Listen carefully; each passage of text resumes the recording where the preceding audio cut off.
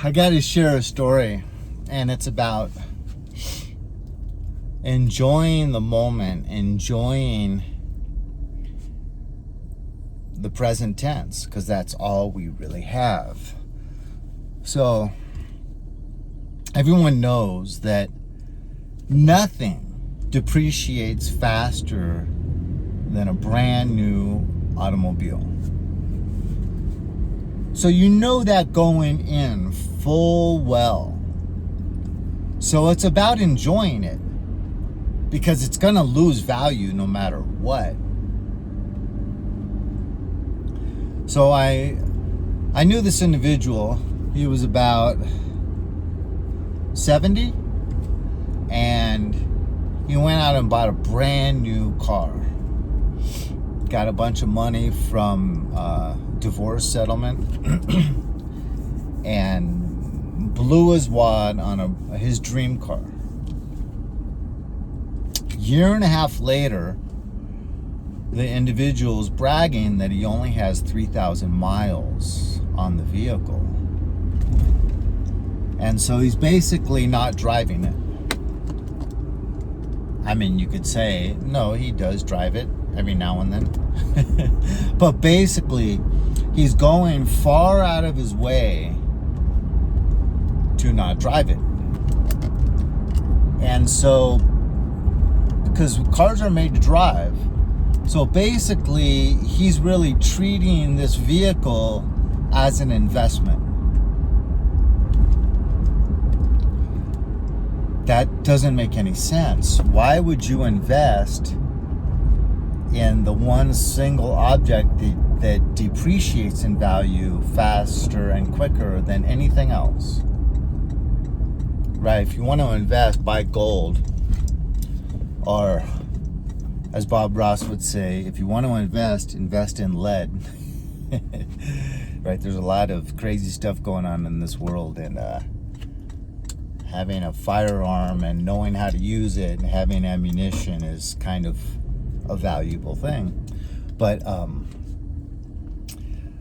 so this individual probably has, like, at the time when I knew him, like, he was like 70, so I've lost touch with him, but maybe he had like 10 years left on the face of the earth,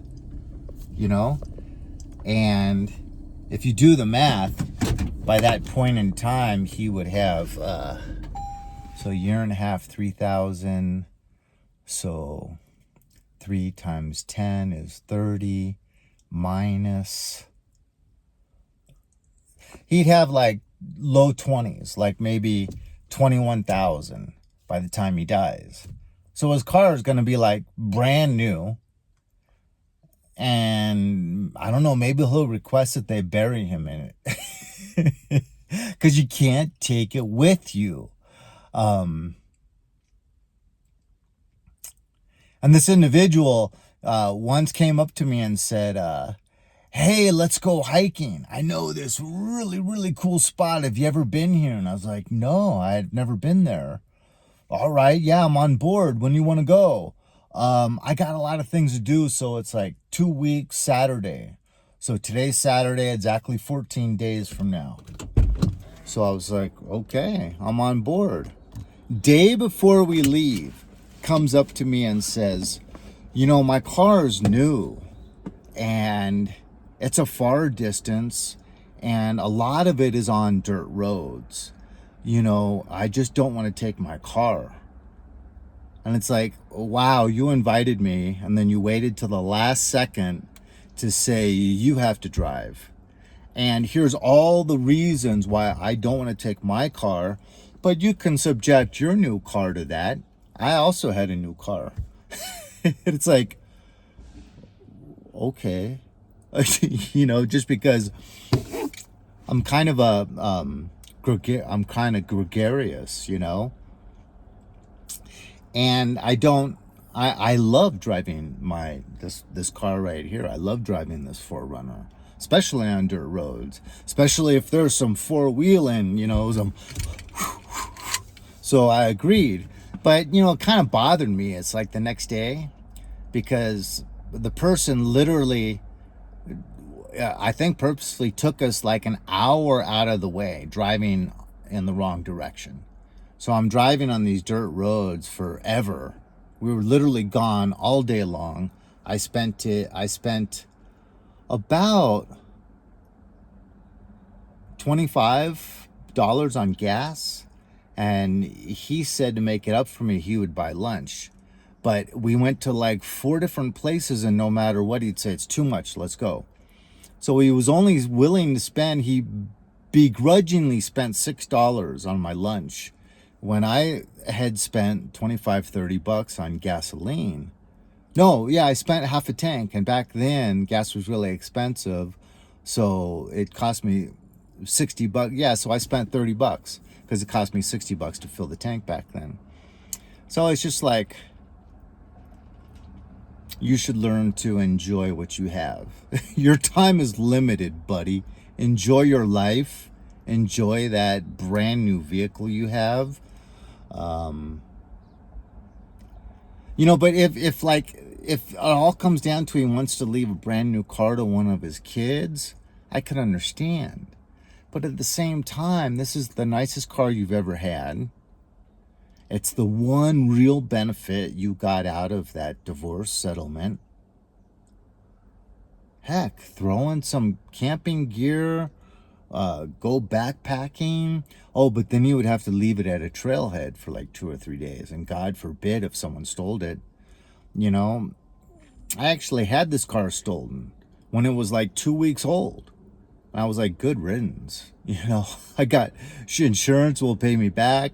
I got turned upside down. They totally pulled all kinds of shenanigans and got me to pay so much extra for this car that I was kind of like, fine. I can't wait to call insurance and get that money and get out of this terrible, terrible deal I got ramrodded into.